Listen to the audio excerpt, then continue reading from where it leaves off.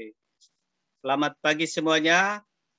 Ya, kita bersyukur kepada Tuhan bisa ya ada sebagaimana kita ada, dan walaupun pembelajaran kita masih daring, masih online oleh karena kita masih diperhadapkan oleh uh, pandemi COVID-19, tetapi kita tetap semangat belajar ya. Dan untuk pelajaran IPS hari ini kita masih tetap di bab 1. Saya akan share screen dulu. Kita di bab 1, jadi interaksi antar negara Asia dan negara lainnya.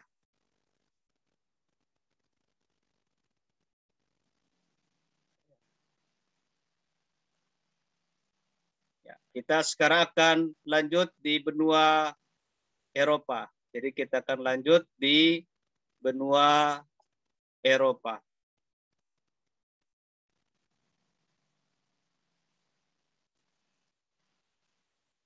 Nah, ini adalah peta dari benua Eropa. Benua Eropa dijuluki sebagai benua biru. Nah, ada dua alasan kenapa benua Eropa dikatakan sebagai benua biru. Alasan yang pertama, karena mayoritas penduduk Eropa itu memiliki bola mata berwarna biru.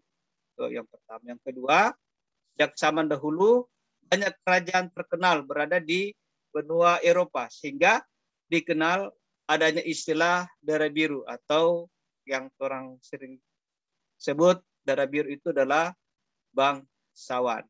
Itu dua alasan kenapa benua Eropa dikatakan sebagai benua biru.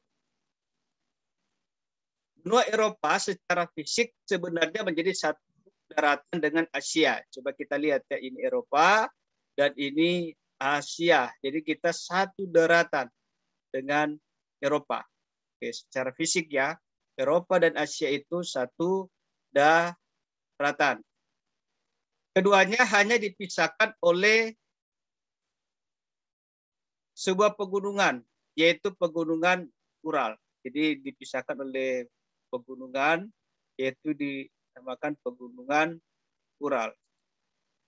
Namun, benua Eropa dan Asia masing-masing dianggap sebagai benua. Awal-awal kita sudah pelajari ya tentang Eropa dan Asia itu, bagaimana dia sampai dikatakan benua Eropa dan benua Asia. Awal pertemuan sudah kita pelajari. Nah, alasannya kedua benua itu tersebut memiliki budaya yang berbeda. Memang satu benua, satu daratan, tetapi memiliki budaya yang berbeda. Eropa ada budaya sendiri dan Asia juga punya budaya yang sendiri. Nah, ini adalah peta benua Eropa. Nah, letak geografis benua Eropa 9 derajat bujur barat sampai 60 derajat bujur timur dan 35 derajat lintang utara sampai 80 derajat lintang utara. Nah, jika dilihat letaknya, benua Eropa wilayah tropis. Artinya, iklim di wilayah benua Eropa adalah subtropis dan sedang. Nah, karena posisinya itu, maka benua Eropa mengalami 4 musim, yaitu musim semi, baru yang kedua musim panas, yang ketiga musim gugur, dan yang keempat ada musim dingin. Jadi Eropa ada 4 musim, musim semi, baru musim panas, yang ketiga musim gugur, dan yang keempat adalah musim dingin. Nah, ini benua Eropa. Luas benua Eropa mencapai 10.355.000 km persegi. Ini luas dari benua Eropa. Benua Eropa berbatasan dengan Samudra Arktik di sebelah utara, baru Laut Tengah di selatan, Samudra Atlantik di barat, serta Asia di timur. pembatas benua Eropa dengan benua Asia adalah pegunungan Ural, Selat Dardanella, dan Laut Kaspia. Nah, Eropa terbagi atas 5 kawasan atau regional, yaitu kawasan Eropa Barat, nah ini Eropa Barat, baru Eropa Timur, ini Eropa Timur di bagian sini, Eropa Selatan, nah ini Eropa Selatan di bagian sini, baru Eropa Utara, ya ini Eropa Utara, dan Eropa Tengah. Jadi Eropa terbagi atas 5 kawasan atau regional, yaitu kawasan Eropa Barat, Eropa Timur, Eropa Selatan, Eropa Utara, dan Eropa Tengah. Ya, itu Eropa Tengah. Nah, apa yang mendasari pembagian wilayah tersebut? Pembagian wilayah atau regional tersebut lebih pada perbedaan kondisi geografis yang mencakup aspek fisik dan budaya. Pada saat ini, kewilayahan semacam ini sudah mulai pudar dengan adanya ikatan secara ekonomi dan politik melalui lembaga Uni Eropa, European Union. Jadi ada Uni Eropa ya. Walaupun demikian, regionalisasi secara geografis perlu kalian ketahui seperti ya dalam peta yang ada di sini. Oke, jadi walaupun memang pada saat ini wilayah semacam ini sudah mulai pudar karena ada ikatan secara ekonomi dan politik, yaitu Uni Eropa atau yang terkenal dengan masyarakat ekonomi Eropa, tapi kita tetap pelajari supaya kalian mengetahui keadaan kondisi ada di Eropa, dan siapa tahu di kemudian hari ya Tuhan izinkan Trisha, Gabriel, atau Eskil, atau Van Boon, atau siapa untuk berangkat ke Eropa. Siapa tahu kalau Tuhan berkenan ya, akan berangkat ke sana. Apakah ke Eropa Selatan, Eropa Barat, Eropa Tengah, Eropa Timur, atau Eropa Utara.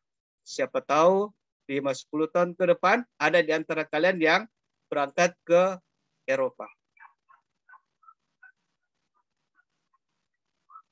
Nah, sekarang kita akan belajar tentang ya Eropa Barat, negara-negara yang berada di Eropa Barat. Jadi negara-negara yang ada di Eropa Barat yang warna ini, ya. Jadi pertama Austria, ibu kota Wina, baru Belgia, ibu kota Brussels, Belanda, ibu kota Amsterdam, Inggris, ibu kota London, Irlandia, ibu kota Dublin, Monaco, ibu kota Monaco, Prancis, ibu kota Paris, Luxembourg, ibu kota Luxembourg, Liechtenstein, ibu kota Vaduz, Jerman dengan ibu kotanya Berlin, dan Swiss dengan ibu kotanya Bern. Itu negara-negara yang berada di Eropa bagian barat. Nah, kita lanjut di Eropa Timur. Nah, Eropa Timur yang ada di sini, negara-negara apa saja yang ada di Eropa Timur? Nah, sebelum terpecah menjadi 7 negara, Eropa Timur tadinya adalah Uni Soviet. Jadi Eropa Timur itu adalah Uni Soviet ya, sebelum terpecah. Nah, 7 negara yang ada di Eropa Timur adalah Rusia dengan ibu kota Moskow, Belarus dengan ibu kota Minsk, Estonia ibu kota Tallinn, Latvia ibu kota Riga, Ukraina dengan ibu kota Kiev, Lithuania ibu kota Vilnius, dan Moldova ibu kota Chisinau. Itulah negara-negara yang berada di Eropa Timur. Tapi sebelumnya itu mereka masuk di Uni Soviet, tapi kan Uni Soviet sudah pecah dan akhirnya muncul ada 7 negara yang berada di Eropa bagian timur. Nah, kita lanjut di Eropa bagian selatan. Nah, ini Eropa bagian selatan yang warna ini Eropa bagian selatan. Nah, negara-negara yang berada di Eropa bagian selatan Yang pertama Yunani dengan ibu kota Athena, Italia dengan ibu kota Roma, Spanyol dengan ibu kota Madrid, Portugal dengan ibu kota Lisabon, Malta dengan ibu kota Valletta, Vatikan dengan ibu kota Vatikan, baru San Marino dengan ibu kota San Marino, dan Andorra dengan ibu kota Andorra la Vella.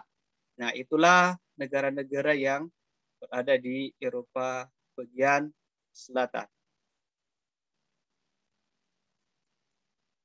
Nah, kita lanjut di Eropa Utara.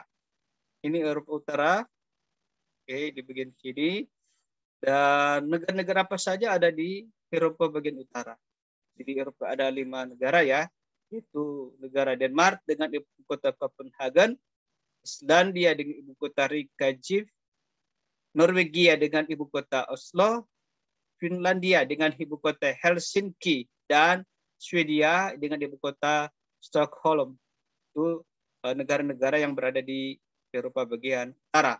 Nah, kawasan Eropa Utara biasa disebut juga dengan kumpulan negara-negara Skandinavia. Jadi orang dengar bahwa Skandinavia itulah Eropa yang berada di bagian utara. Nah, selain 5 negara utama, ada juga pulau yang merupakan teritorial negara lain, yaitu ada Greenland dan Kepulauan Faroe yang merupakan teritorial Denmark. Kemudian Kepulauan Island milik Finlandia, serta Jersey dan Isle of Man milik Inggris. Jadi ini ada beberapa dari teritorial dari negara lain.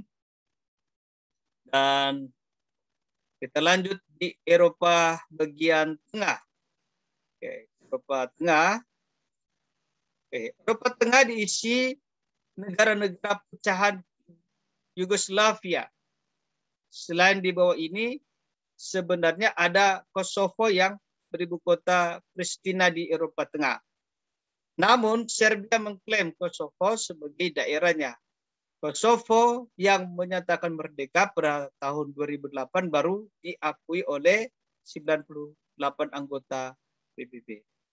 Nah, ini negara-negara yang berada di Eropa Tengah, yaitu Albania dengan ibu kota Tirana, Bulgaria dengan ibu kota Sofia, Bosnia Herzegovina dengan ibu kota Sarajevo, Ceko dengan ibu kota Praha, Hongaria dengan ibu kota Budapest, Kroasia dengan ibu kota Zagreb, Makedonia Utara dengan ibu kota Skopje, Montenegro dengan ibu kota Titograd, Rumania dengan ibu kota Bukares, Polandia dengan ibu kota Warsawa, Slovakia dengan ibu kota Bratislava, Slovenia dengan ibu kota Ljubljana, dan Serbia dengan ibu kota Belgrado. Nah, itu adalah negara-negara yang berada di Eropa Tengah. Dan masih ada juga satu negara yang tadi, yang Kosovo, yang ibu kota Pristina, namun masih tetap diklaim oleh Serbia. Jadi namun negara Serbia masih mengklaim Kosovo sebagai daerahnya, walaupun Kosovo yang tahun 2008 ya telah menyatakan merdeka, yang baru diakui oleh 98 anggota PBB.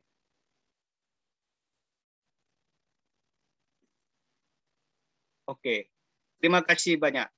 Dan itulah hari ini kita telah belajar benua Eropa, dan nanti minggu depan kita akan lanjut ke benua Afrika, ya, benua Afrika, dan juga yang terakhir adalah benua Australia ya. Jadi ada masih 2 benua yang akan kita pelajari minggu depan, dan sangat diharapkan bagi kalian semua untuk tetap semangat belajar, jangan pernah kendur ya dalam hal belajar, tapi lebih giat lagi belajar. Walaupun memang kita masih diperhadapkan dengan COVID seperti ini, tapi mari kita tetap semangat untuk belajar, dan diharapkan benua pengenalan tentang benua Eropa ini menambah wawasan bagi kita semua, Dan siapa tahu ya di kemudian hari, di antara kalian ada yang berangkat ke benua Eropa. Siapa tahu apakah berangkat ke Inggris, ke negara Prancis, Italia, ke negara-negara yang ada di Skandinavia dan juga negara-negara yang ada di Eropa. Siapa tahu ya 10-15 tahun ke depan kalian sudah berangkat ke sana, dan diharapkan juga ingat ya kalau kalian berangkat ke sana jadi berkat ya. Jadi berkat di sana. Oke. Demikianlah materi kita tentang benua Eropa. Nanti kita akan lanjut pada pertemuan minggu depan di benua Afrika, dan juga yang terakhir adalah benua Australia. Terima kasih banyak. Tetap semangat belajar, jaga jarak, menggunakan masker, tetap banyak berdoa, dan juga makan makanan yang bergizi. Tuhan memberkati kita semua. Selamat pagi.